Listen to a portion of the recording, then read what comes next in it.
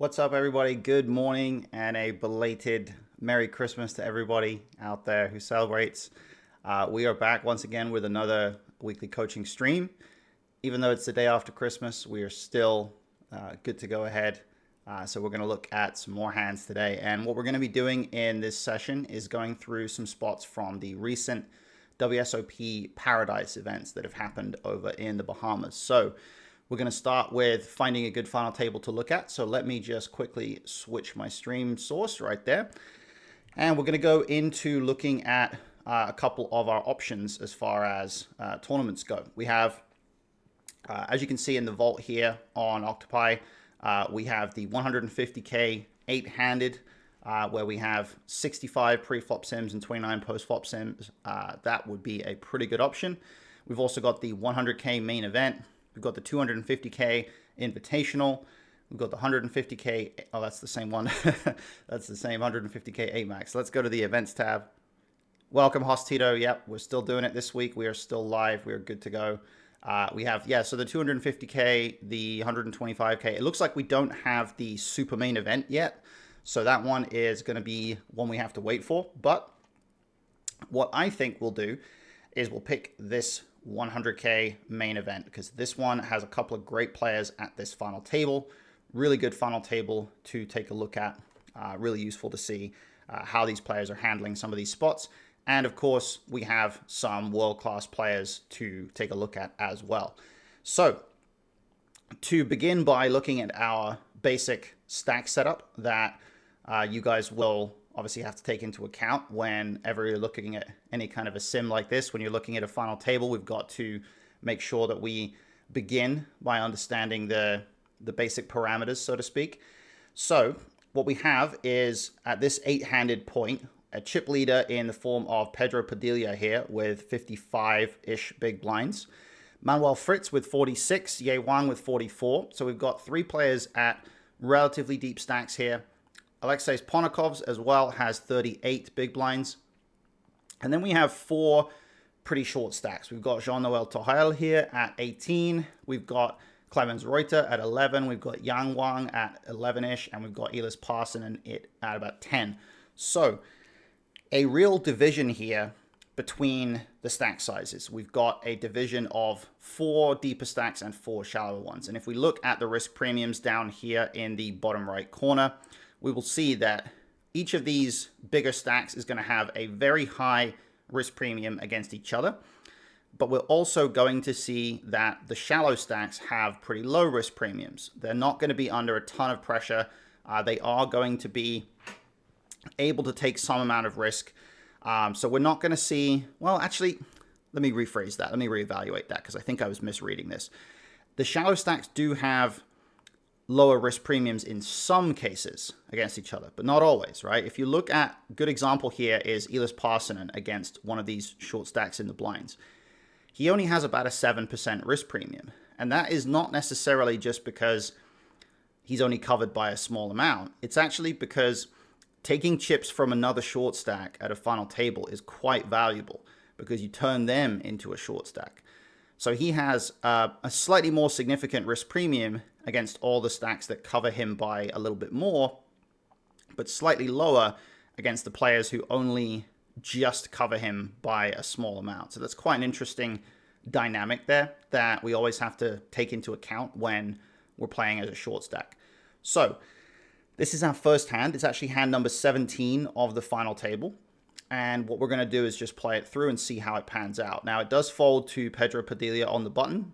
He goes ahead and just jams the 10-4 suited. Now, this is obviously a little bit out there of a jam as far as chip EV would be concerned, because we're not really going to see very many chip EV jams with a hand like this. But if we look at the situation as far as ICM goes, you can see there's a lot of jamming for the button strategy here. However, that jamming does not include 10-4 suited. Now, 10-4 suited is a profitable raise here to 2.25 here. It's making about 400 bucks that way, but it is also not profitable as a shove. It's losing about 500 bucks. So a little bit too loose there, even though 10-6 suited would be making about 2K here.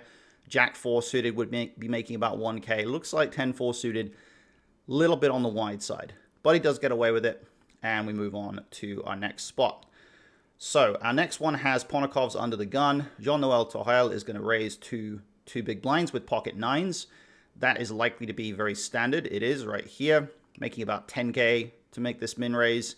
And then Parsonen in the big blind has the queen deuce suited, which is quite an interesting spot. Now, when it folds around to him here after the min raise, he does get to defend some hands here, but he has to be very tight. Now, even though he's the shortest stack, he is under a good amount of pressure. He's not in a position where it's super easy for him to realize equity here. He's not up against a super wide opening range.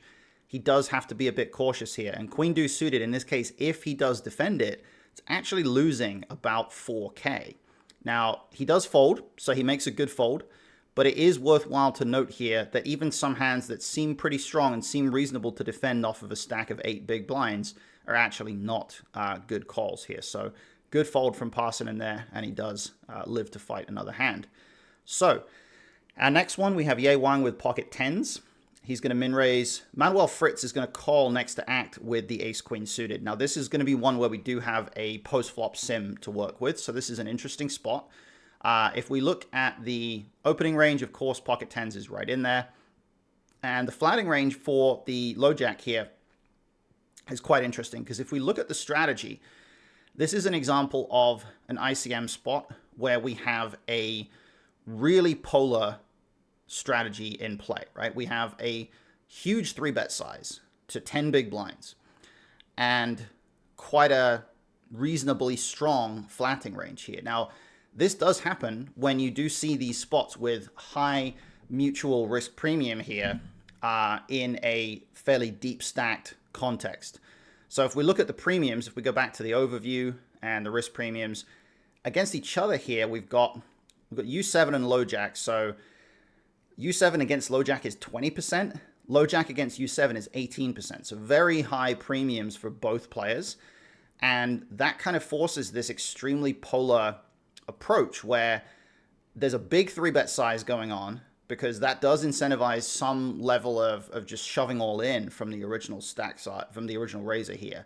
But there's not really any kind of significant benefit to 3-betting smaller, because if the low jack does 3-bet smaller, it doesn't really get flatted very much. There's not really much benefit to any kind of a merged or more linear 3-bet strategy. So we want to be very polar here. And as you can see, the majority of the hands that we're bluffing with that are, obviously going to be in that region of hands that just folds if we get shoved on, it's pretty much a lot of suited ace hands right there. So very interesting strat for the low jack. He does come with the call with the ace-queen suited, which is very reasonable. And of course, everybody behind is just going to fold. Now, let's take a quick look at Ponokov's strategy to be quite interesting. The reason I say that is because I think players are far too happy to kind of just flick it in multi-way in situations like this. Now, that's not just going for chip EV, that's going for ICM as well. So if we look at scrolling down to the strategy here, actually, that's not the right node. Let me just, is that the right node? No, I think this is, wait, maybe this is the right node. I want to make sure. Let's just go to the full sim. Not sure if I'm checking the exact right. Yeah, see, this is the low jack, okay, and then we've got, okay, so low jack, big blind versus under gun 7 RFI and low jack call. This is what we want. Okay, so we got to make sure we're looking at the right node every time. You can see we actually have a new setup for reviewing sims right here at the top. So that one's live. That change has gone live recently. So we've got a slightly new interface for you guys to get used to, but hopefully it's going to be better to navigate with. If you look at Ponokov's strat here, he has a lot of folds with hands that are surprisingly strong. So he has a fold with stuff like ace-jack offsuit, queen-9 suited, jack-9 suited. But then he does have calls with some lower card hands, some connected stuff that's also suited.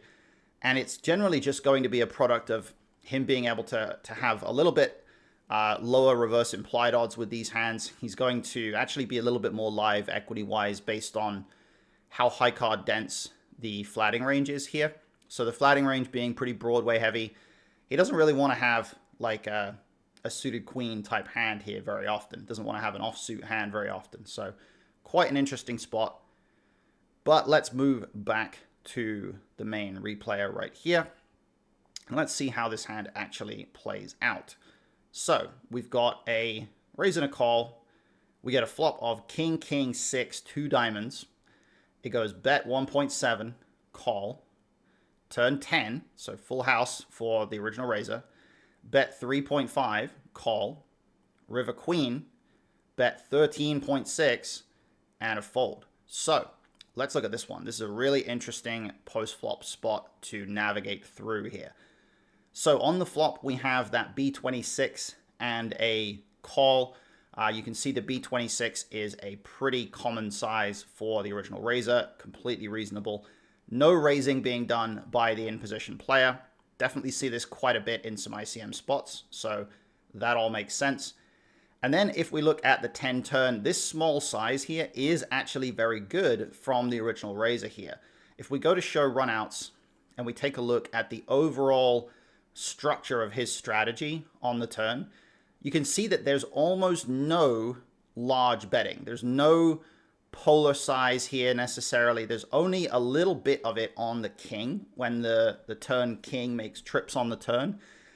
Other than that, just not going with a very polar strategy here, keeping with that small size, not really putting a ton of pressure on the player here in position, simply because there's that high mutual risk premium, not a lot going on as far as the out of position player being able to really polarize here. So we do see another small bet. And again, we see no raising from in position. They have a raise 66% option, but they're not using it at all here. Not really a surprise once again because of how high the risk premium is. We do call. And when we get to the river, which we will eventually see, I imagine we're probably going to see another strategy from the out of position player here that doesn't involve a lot of polarity, doesn't involve a lot of very big bet sizes or polar strategies. We actually see on this particular queen river, there isn't really any polarity there. Oops, let's take a look now. So yeah, I mean, the sizing structure that's available here does obviously feature some big bet sizes, or does allow for some big bet sizes, but it really isn't used very much. If we look at the sizes that are available, they have 218% all in, B150, B80, B50, and B25. And as you can see, there's no all in being used. There's no shoving on the river. There's no B150. And there's only a small amount of the B80. The only card that features much B80, once again, is a king and a little bit of some other stuff. The B50 is there to some degree on, a 6, a 7 of hearts, a couple of different cards. But for the most part, it's another spot for a pretty small bet for out of position. So this B80 size is a pretty low frequency size across the board here as far as different river cards go. And in particular, on this exact river card, it isn't used at all. So when we see the response against B80, we're not really going to be able to get an accurate read of whether ace queen should call there or not. But if it was a B25, well, clearly ace queen is in kind of an annoying spot. And you can see that ace queen of diamonds actually is a mix here, even against that small bet size on the river. So quite an interesting scenario. Not one where we would really expect to see a lot of polarity there from the original raiser on the river. He does come with that big bet, and he does get a fold right there. So interesting spot, and we will now move on to our next hand. So if you guys have questions about any of these hands, obviously feel free to ask. Happy to tackle whatever comes up for you guys.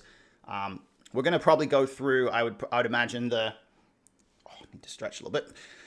I imagine the first half of the final table today, and then we will wrap it up next week with our first coaching session of 2026 with going into the short-handed portions of this final table. So our next hand, we have Manuel Fritz opening with the pocket kings. Pedro Padilla, as the chip leader, does fold a pocket pair here. He folds deuces, which is quite interesting. We'll take a look at that. Then we have fold around to Jean-Noel Torel, and we get a very interesting post-flop spot. We have a check, we have a small bet, a call, turn 4, check, medium size, call, river 6, check, shove, call, and we have a bust out from Jean-Noel Torel in 8th place. So let's take a look at this one. This is a complex spot, but as you can imagine, definitely some interesting variables in play. Clear open for pocket kings, obviously nothing to talk about there. Now, Torel's defending range here is actually wide enough to include 6-5 suited, so he is okay calling with this hand, but he also has to do quite a bit of calling with some surprisingly strong hands here. He's calling 10s almost always, calling, ace-jack suited. A lot of hands here that are generally going to be pretty good shoves in chip EV are just going to call in this kind of an ICM scenario. So that is certainly pretty different to what we would normally expect to see in a spot like this. Now, if we move on to the post-flop sim and just take a glance through the streets here, let's actually just go into the full sim because I do like viewing it this way. We're going to see, of course, a pure check from Torel in the big blind. Then we have a small bet with a high frequency on this board from under the gun 7, which is pretty much what we would expect. The 6-5 suited does play a small amount of check raising here, but check calling is going to work out pretty well. Then the 4 turn, of course, is going to be pure check. Not really going to see any donk betting there. The medium size, the 4.8 big blind size of 61% is pretty reasonable here from in position. You can see that Kings does have a pretty strong incentive to go with that size, so that's all good. Facing that size, 6-5 of clubs actually has a very high frequency raise. So what's kind of unusual here is that there is no shoving. There's no check shoving here, even though the stack size is about 17 big blinds, right? We've got a bet of 4.8, and you would normally expect it to be check jam or call or fold. But in fact, it's a min raise. It's a check min raise in this spot. And if we look at what happens against that check min raise, it does force the under the gun 7 player to basically play all in or fold. There's not a lot of calling there. So it is kind of accomplishing the same sort of a thing as check shoving. However, maybe there are going to be some folds if we do face a shove. And this is where it gets quite weird. There is a check min raise from Torel in the big blind here. And if he gets shoved on with 6-5 of clubs, he actually folds. Now, folding a flush draw plus a gut shot to a shove there seems a bit weird. But this is what happens in these ICM situations. We actually have spots where, even though normally in chip EV we would be very comfortable just check shove with a combo draw, getting some folds and so on, there's that extra bit of benefit to retaining those last few big blinds in our stack in a situation like this. We are going to see a slightly higher incentive for a hand like a 7-high or 6-high flush draw here, even if they have that gut shot as well, to potentially give themselves some room to just fold to a shove, which is very unusual, but it does happen, and it is a thing in ICM. So, definitely a curious one. Now, oops, I did also mean to, let's now go through the post-flop sim again. I did mean to check in on how much bluff catching Torel is actually supposed to do on this river and how wide he's supposed to go. Now, obviously, we did see that the 6-5 of clubs is not supposed to be in this range because he's supposed to check min raise it all the time. However, we can still get a sense of what his good bluff catches are in this spot and how wide he's actually able to be with his bluff catching. Now, when he faces a shove here, clearly it's coming from a range that is fairly polar. As far as how it's distributed, this is a really good way to do it. Every time I am looking at a river range, I'm always looking at the value portion. So we just drag the range map here, and you can see the bottom of the value portion here is stuff like King 8 of spades. There's also actually some strong hands that are actually bluffing at some frequency. So some sort of ace jack of diamonds type stuff that is actually, even though it has a certain amount of equity, it is able to bluff profitably here, which is quite interesting. But if we go back to the bottom part of the range, this is going to give us a real sense. Oops. This is going to give us a real sense of where those bluffs are coming from. And as you can see, it's a lot of king high, king jack, king 9, king 7. You've got a lot of ace 7 and below as well, although not the clubs. All of that makes a lot of sense here. I think it's very logical to expect a lot of these hands to be good bluffs in this spot since they unblock all the folds. So it's pretty good to see that here. And if we look at the calling range, you can see that there is obviously no reason for Terrell to fold trips here, but the under pair region and the second pair region, as well as a tiny smidge of ace high here, that's the stuff that has to bluff catch at some rate. Now, it's pretty tricky to figure out your blocking power and your incentives here with some of these hands, because hands like jacks are folding most of the time, but 9-8, 10-8, those are calling. Now, that's going to have a little bit to do with the fact that they are blocking some of the value hands a bit more easily with the 8 in there. But you've also got king 8 folding while 10-8 is calling, and that is going to be because king 8 is going to be blocking some reasonable portion of those king high bluffs here. So that's going to be part of this equation as well. So let's go back to our hand replayer. And let's move on to another hand after Jean-Noel busts out in 8th place. So we are 7-handed now. Oh, I forgot. You know what? I forgot to look at, in that previous hand, I forgot to look at Padilla folding deuces here. Now, I expect this is a very good, reasonable fold. Yeah, okay.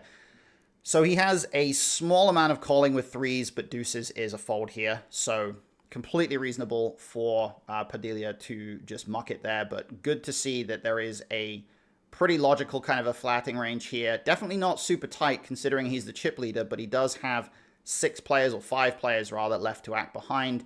So pretty reasonable that he wouldn't be able to go excessively wide. So let's move on to our next one. If I can click that button right there. Oops. That was 2 hands. That's not good. Let's go back. Oh, no. Keep clicking the wrong button the wrong amount of times. All right. Padilla now with pocket 4s. That's okay. That's the wrong hand. I went forward too far, and then I went back too far. Ugh. Okay. We had Terrell bust out, and then we had, I think this is the next one. Review hand. Come on. Ugh. I don't know if this is a glitch in the vault here, or if this is just me being unable to do things right. But we're going to refresh the page just to make sure everything works here. Let's see. All right. Well, we're going to forget about that previous hand. We're just going to go from this one. I think maybe the previous hand was a hand that didn't have a sim. So we have Yang Wang with a min raise or 2.1 open off of 10 big blinds with king queen off. Now, this is a really interesting one. He does get a fold from the chip leader in the big blind. Let's take a look at his strategy with 10 bigs here. Now, he does have a certain amount of 2.1x, a certain amount of min raises. However, this hand is not one of them. This hand is primarily 98% jam here. So he does have to shove with a good chunk of hands, and this is actually a hand that benefits from that. His min raises are going to be pretty much, his min raise folds rather are going to be pretty much ace 9 off, a little bit of king jack off suit, but king queen off is strong enough to shove. So a little bit of a minor error there, but not really much of one. Now, our next spot, we have Elis Parsonen with ace 7 off here. This is one that I'm curious about. He's in the hijack. And as you can see, he does have a pretty heavy shove strategy here, only a tiny, tiny bit of min raising. And this actually is the very cusp of his range here. He's got 14% shoves, 31% min raises, and the rest fold. So definitely not a huge error if he goes with ace 7 off here. However, he does choose the 5.6 size. Now, what's quite interesting about this is he is not actually going to be able to, or he doesn't really have much reason to use this size. And part of this is because his risk premium relative to the players behind him is low enough that even if there's multi-way action, he's still basically going to be forced to call it off. If we look at the premiums here, he has only about a 9 or 10% premium against everybody that's left to act behind. So generally, we're not going to see a huge desire here for him to want to kind of conserve that extra 2 big blinds. Now, there is some element of ICM not being able to account for this, but if you look at what happens if the 5.6 size does get used, so we're going to go 5.6. First of all, if we go back to what happens in the cutoff here, so Ponakov's doesn't really re-raise very much, which is part of this equation. Hey, Mathor, welcome. We've got Ponakov's basically playing call or fold. We've got the button mostly playing call or fold as well. We've got small blind playing a lot of calls, but some clickbacks, and then big blind basically mostly just wanting to get that extra 2 big blinds in there, but not really having much reason to do anything else. Now, if we were to, let's say, see 3-way action here, so let's say small blind, actually, let's do it this way. Let's have Ponakov's call, and then let's have the button re-raise. So let's just have that button min raise right there. And it gets back around to the hijack. This is why he doesn't have much reason to use the 5 point whatever size here. It's because, this is the premiums and the payouts. It's because if it gets back around to him in some kind of 3-way action spot, his risk premium is not high enough for him to actually fold even to 3-way action here. So everything that he might put money in with for this 5.6 size just simply cannot fold and has to call it off anyway. So that's kind of what's going on. He doesn't have as much reason to use that sort of pseudo all-in or fake all-in strategy here that we do see quite a lot in these ICM spots. So he does make it 5.6. He does get folds, and he takes one down. Let's move on a little bit. We've now got pocket jacks under the gun for Wang here. Sorry, Yang Wang. I'm getting my names mixed up. And it does just kind of fold around. Let's just take a quick look at his strategy opening here. He actually has no shoves. This is quite interesting, and it's because of the fact that the big blind is a player that is under a ton of pressure against him. If you look at the dynamic of the premiums here, big blind versus under the gun 7, he actually has an 8% risk premium or so. So big blind calling off against under the gun, not going to happen a lot. If we go to the full sim and we look at what happens if under the gun does go with a smaller raise size, the 2.25 in this case, we're going to see that probably what's going to happen is, big blind just really does not get to defend very much, right? Big blind has to be very, very tight here. And this is just going to incentivize under. There's not really a huge benefit to just ripping it all in when you have multiple covering stacks behind. And if you don't rip, if you don't shove, if you just min raise, big blind's going to fold a lot. So interesting spot right there. And we do see some of these interesting short stack dynamics coming up here. Now, we're going to see a min raise from Ponakov's in this case, and it's going to fold back around to the big blind. And Wang is going to just rip it with kings. Ponakov's is going to have a fold. That one is not too interesting. Just take a quick look at the shove strategy here. You can see kings does want to shove. There's also some shoving with some suited broadways for fold equity, and not a lot of defending here for the big blind either. So very interesting there. Now, if we go to this next hand, we've got Wang opening with the ace jack. And this is going to be very curious. I'm going to be very curious to see what Parsenon's strategy in the big blind here looks like. And if you look down here on the bottom right, he actually is mixing shoves and calls with pocket fours. So he does have plenty of reason to put money in the pot there, just not necessarily putting money in the pot super aggressively. So very interesting to see that one. And as you can see, decent amount of calling, but not a ton here. He does call. He flops a set. So let's take a look at this post-flop sim. This is going to be a very interesting one. You do see some really curious spots here with these shallow stacked ICM type sims. So we've got a King 10-4 board, not usually a board where we would expect to see any amount of donk betting from the big blind. But in an ICM spot, sometimes you do get a little bit of the donking. And as you can see here, there is a bit going on here. Now, he does mostly check with his strategy. And when he does check, he faces this B25 at some frequency. Now, let's go back to the hand itself, actually, because I didn't even check what the action actually was here. So Ye Wang is going to have the ace-jack. Goes check, and then small bet, call, check. Basically all in, and then all in and call. Yeah, kind of a weird one. Let's look at the choices of sizings and so on here. So we go check. B25 with ace-jack off, completely reasonable. Pocket fours does just trap. No reason to raise a set here. Can just stack off on every single turn. It's going to be a check here. And then the B30 and the all-in are the only sizes that are available here. He doesn't have the 4.8 big blind size available, but that's just going to be on account of this being basically an all-in from him here. So we're just going to look at the all-in. And as you can see, ace-jack doesn't actually have a ton of incentive to use. Oh, sorry, got to stretch my back a little bit. Doesn't have a ton of incentive to use that small or that all-in size here, because he's not getting a lot of one pair to fold. There is a little bit of it coming in there. Not really with the combo that he actually has, though. And the pocket fours, of course, is never going to do anything other than getting it in here. So not really any reason to think differently about that one here. Interesting.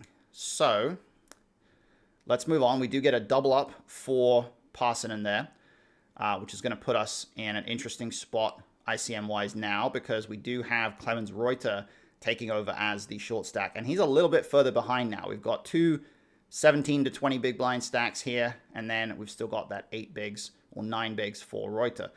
Now, Yang Wang does fold the king 6 suited on the button there. That's quite interesting. Let's take a look at that one. That is kind of a mix. Okay, so he can open, but he doesn't have to. Sort of close. And then small blind, we have Parsonen now, who is covered by Ponokov's. But as you can see, pretty diverse strat here. He's got king 9 off, which is actually just mixing every single option, mixing all in, limp, 2.5, and 3.5. So really just does not matter what he does with king 9 off here. He does come with a limp, which is going to be completely fine.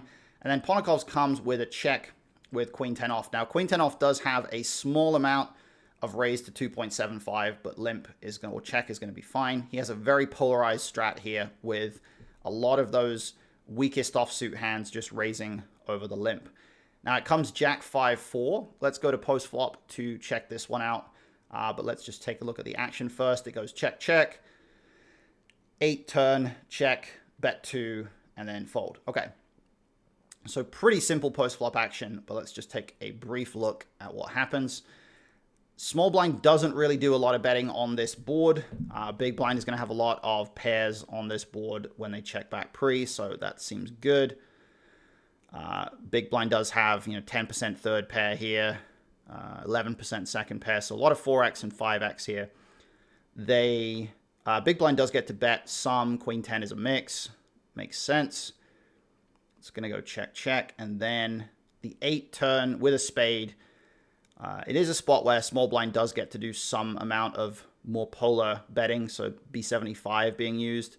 But as you can see on the turn here, the B67 is the most common size for Ponokov's here, and queen 10 off with a spade is a pretty high frequency bet. So very reasonable choice from him there, and he does take that one down. So pretty kind of predictable that Ponokov's would nail the best strategy, because he is pretty much one of the toughest players out there. I've spoken to some guys that play the Triton circuit, and there's a pretty significant consensus that Ponokov's is really one of the toughest players to play against, that just puts you in difficult spots all the time. Now, this next one, it folds to the cutoff, who does make it 2.2 with queen 10 off, which is kind of a mix, but a little bit loose maybe, right on the borderline. And then Parsonen with the ace-king is just going to shove. That is relatively trivial here. He does have a mix between shoves and smaller raises with ace-king off. Pretty tight strategy overall. And you can see that there's some small 3-bets with some ace blocker type hands in there, but definitely reasonable to have some shoves. Does get a fold. Nice and easy. All right, so we're going to try to get through a bunch more hands. Try to get through these next couple of bust outs, I think, here. So we've got Reuter with aces. He's going to min raise. Not a ton going on here. Let's just check out the defending range for the big blind in this spot. We've got the low jack open, and then big blind defend. Yeah, 9-8 off is a fold, so completely reasonable for Fritz to fold that one. We're now going to go through a couple more hands, and then we have our next bust out. So Ponikov's with the king, queen off. Everyone's just going to fold there. Not really too much reason to look at that one. We've got Parsonen folding 6-5. Ye Wang's going to open king 10 suited. This is interesting because both blinds have ace-jack offsuit. So let's take a look at this one. Cutoff raise first in. King 10 suited very clearly in there. Nothing to say about that. Then we've got the small blind strat here with ace-jack offsuit being actually a pure call. So let's see what he comes with here.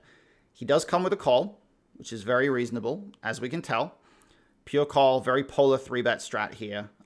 And then the big blind comes with the all-in. Now, once that small blind call does happen, ace-jack off is pure all-in there, so very reasonable on that front. Now we get a call from the cutoff. Now, this is where it gets really interesting. So, small cutoff calls, and as you can see, king 10 suited is not a call here. King 10 suited is not actually even particularly close. It's a pure fold, losing 15k as a call. So this is pretty loose here. There's a certain amount of reshoving here to kind of isolate and fold out the small blind, but there's also some clickbacks. You're kind of pretty similar to the shoving range here. The clickback is accomplishing a similar sort of thing. There are some calls here, but a lot of hands just mixing. Really, aces is the only sort of trappy hand that wants to really call a lot, except for 7s and 6s. And as you can see, the ace-jack does fold after the king 10 makes the call. So if we look at that, you can see that ace-jack is pretty much pure fold here. Would be quite a punt to continue with ace-jack offsuit. There's really not a lot of hands putting money in the pot here at all once the cutoff does call. But that king 10 suited call was pretty loose from Yang Wang here. So very interesting spot right there. Now our next bust out is about to happen in this hand. So spoiler alert. We do have a fold around to Padilla on the button. And he's going to open the aces. Yang Wang is going to shove the ace-9 off. And very trivial call for the aces and a bust out. So in fact, this one is very logical, very reasonable. You can see that we have, of course, aces is going to open the button. Big blind is going to jam any offsuit ace. In fact, pretty much basically all the time. So nothing to really say too much about this one. Ace-9 off has to shove, and he does just run into aces. So unfortunate for the big blind there, but we are going to get another bust out. Now we're going to move on until we get to that point where we get our next bust out here. So we're now 6-handed. Wang is going to open the king 10 off. And Parsonen's going to come with a small 3-bet from the big blind here. This is quite interesting. Let's take a look at this one. So king 10 off, opening here, raise first in. Very, well, I was going to say very reasonable, but it's kind of borderline. Very borderline. Now ace-4 off does find a good 3-bet. That's really good here. Ace-5 off and ace-4 off. They're not calling, but they are finding some of those 3-bet bluffs in this spot, despite the very tight defending strategy, or fairly tight defending strategy from the big blind. So really good to see that from Parsonen here, and he does get a fold and take one down. Really good example of finding some bluffs in situations where a lot of players really are just going to pretty much not bluff at all. You know, there's a lot of players who just don't find those 3-bet bluffs here. So now we're going to see Clemens Reuter in this hand fold on the button with the king 7 off. That is fine. Yep, pretty good on that front. Parsonen now comes with a limp with the ace-5 off. I wouldn't be shocked if he's supposed to raise this. Okay, so it's mixing. Raise to 4, sometimes limp the rest. Seems okay. Ponikov's then versus the limp has a pretty clear, okay, I was going to say pretty clear check, but He does have a little bit of some raising here. Not really going to be doing a ton of raising with suited hands in these types of spots, but this one is one that comes in there a little bit. It goes king, queen, 4, check, bet 2, and a fold. So let's just quickly check the post-flop sim right here. Check is good from small blind, ace 5 off, not really doing a lot of betting there. The bet 2 here with this combo, not really happening a lot. There is a lot of bet 1. You know, the slightly more polar strat doesn't really happen here. And when the bet 2 does happen, you know, pretty clear fold for most of them. Okay. Most of the ace 5 off is folding. I imagine this might be a question of suits here. But it is close on both fronts. So interesting line from Ponakov's, but he does take this one down. Okay. So just scoot through a couple more hands here. Fritz with the ace-king suited. Let's see how this one pans out. Yeah, Wang is going to defend. Ooh, okay, so this one's quite interesting. Let's just take a quick look. Ace-king 6, check. B33 would be good here from Fritz, which he does come with. Call. King 4 suited. It's actually closer than you'd think here, given that it doesn't have a lot of room to improve, but it does have a backdoor, so it's not going to fold.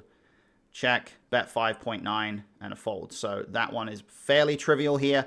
That 5.9 size is used a lot. This is a super good spot for the in-position player. A lot of betting volume getting put into the pot there, and he does get a fold. So we move on.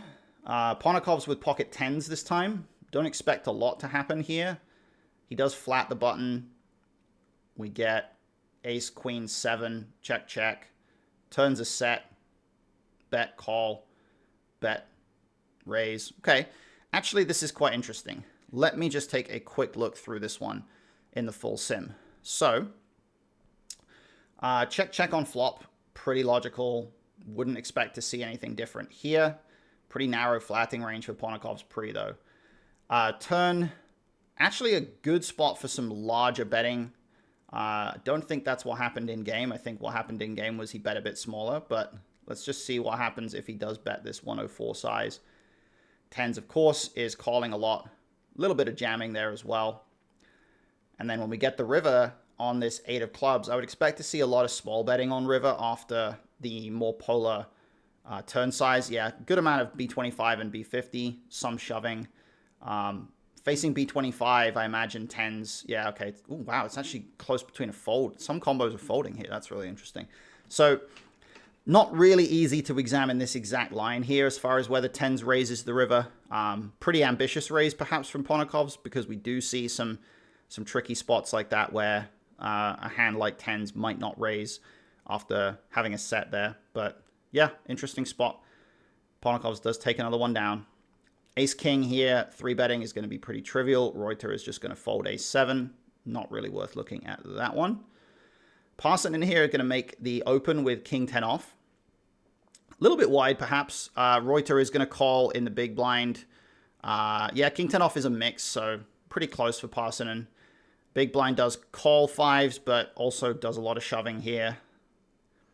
Check, small bet, fold. So nothing too important in that spot. Then we have Padilla opening the Jack 3 suited. Parsonen calling with 9-7. That's going to be pretty straightforward here, I think. Let's go Padilla. Yeah, Jack 3, very reasonable open. Goes check, tiny bet, fold. Yep, I think we're good on that one. Nothing too eventful there. Ye Wang is going to open the ace-queen suited. Ponakov's defends 10-6. This is just going to be check, bet, fold. Yep. Okay, pretty trivial on that one as well. So a lot of hands coming up here that really just don't allow for any kind of different spot to play out. This one, though, is quite interesting. We do see open with 8s, 3-bet to 6.3 with ace-queen off here. So clear open for the low jack. High jack does 3-bet. And ace-queen off is pretty much a dead mix here. It's like 53-47 in favor of 3-bet or call. So completely fine to go either way. Folds back around to the original raiser. Now, I would expect a lot of players are going to flat here, but it wouldn't shock me if there's no flatting at all in the sim in this particular spot. Okay, so actually there's surprising amount of flatting, actually. More flatting than I expected. Now, 8s is doing a tiny bit of jamming, which is a little surprising. I thought the premium would be maybe high enough here that there wouldn't really be a lot of flatting, but I guess what's happening is the 3-bet is not especially huge, and the premiums are high, but there's kind of a fairly high mutual risk premium, so post-flop play is going to be a little bit more passive from the 3-better here, so that probably just allows for some degree of flatting. But as you can see, hands like Queen Jack suited are mixing folds here, so it's clearly not a trivial spot. And even hands like Kings are not really able to 4-bet, so the 4-bet range is very, very polar. We do see a flat. We go to King 6-5, check, small bet, and a fold from Fritz. Let's just quickly check in on that one. Not a ton of c-betting going on here. Like I said, post-flop play is going to play out more passively from the 3-better in this spot. When he does bet, pocket eights actually never folds. This is 0% fold here with eights. And in fact, it's actually doing a small amount of small check raising for some equity denial, maybe a little bit of bluff power there, potentially because of that backdoor straight. So quite an interesting spot. 10s and 9s are folding a bit, but 8s is not. So very interesting to see the 8s just muck the flop there. Not an intuitive one at all. So definitely an understandable fold, but one that the solver does not particularly like. Jack 10 off is going to open the button here and get it through. That one's trivial. And this, I think, is going to be our last hand for today because we do have a bust out coming up. Now, Parsonen is going to open to 2.17. Fritz in the small blind is going to 3-bet small to 5.5. And then Parsonen is going to rip it and run into the Kings and bust out here. So let's take a quick look at the strategies for this one. We've got an open, as we can imagine, very trivial with ace-queen off. The small blind strategy here doesn't really feature any flatting. And the main reason for that is going to be that he has the chip leader behind him in the big blind. He's not really going to want to flat and invite the chip leader into the pot here because of the simple ability for the chip leader to apply a ton of pressure here. So if we did go to the full sim, we can just kind of demonstrate how that works. If the small blind was to flat here, the big blind would do this, right? The big blind would be able to shove a ton of hands. Now this, of course, because this is almost a zero frequency line in the sim, it's not really fully solved to precise accuracy, but you can take a look at just how much shoving would happen from the big blind if the small blind called.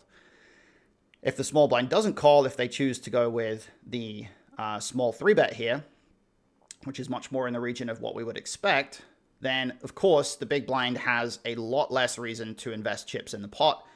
They are still going to be able to put chips in at some frequency, obviously, but they don't have as much incentive to just rip it. And of course they are basically going to have to just play a click back here, which puts them in some very weird spots. So it does have a pretty big incentive to use that non-all-in 3-bet here with a fairly small size. And if we look back at what the hijack is doing after big blind folds, which we'll see in a second, you can imagine that the hijack, of course, isn't going to have a lot of ability to flat here either. And when they do face this 3-bet, they basically have to shove or fold, and ace-queen off is pretty squarely in that shoving range. Too strong of a hand to fold. Ace-jack can fold, ace-queen off, too strong. A lot of other pocket pairs and hands like that, pretty comfortable going with it as well. And of course, the call-off range here, it's fairly narrow, but it is 9s plus an ace-queen for the small blind. So we do get a bust out from this hand, and we're now going on to 5-handed play in this 100K main event. And from this point, we're going to continue next week, and we're going to see how the eventual winner, whose name I won't spoil, in case you don't know, I will not spoil who wins this one. The eventual winner is going to take this down in pretty impressive style here. Now, I see you guys probably noticed Adrian Mateos is on the image here of the final table, but he's not actually in the hands. It's because he finished 9th, right? So he didn't make it to the 8-handed official final table. Now, as far as our schedule for streams goes, of course, we're going to stick with the same time as normal next week. It is going to be our first stream of 2026. So I hope you guys will join me for that. The link for this stream is going to be available, of course, in the Discord. Make sure that you participate in our Discord challenges if you're not already. Right now we're in the middle of blind versus blind, and we're going to be adding some more functionality to the site and to our tools coming up very soon that's going to make these challenges much smoother and really, I think, a great experience for you guys. We're going to be adding some functions that really allow for easy execution of these challenges and things like that. So it's going to be great. Yep. Happy New Year. Thank you, Hostito. Appreciate it. Thank you to you guys for being here for these sessions. Belated Merry Christmas to everyone once again, and Happy New Year as well. I hope you guys have a great 2026 and you crush your poker goals next year. And I'm looking forward to being here to help you guys with that process. So thanks, everyone. I'll see you guys in 2026. Bye.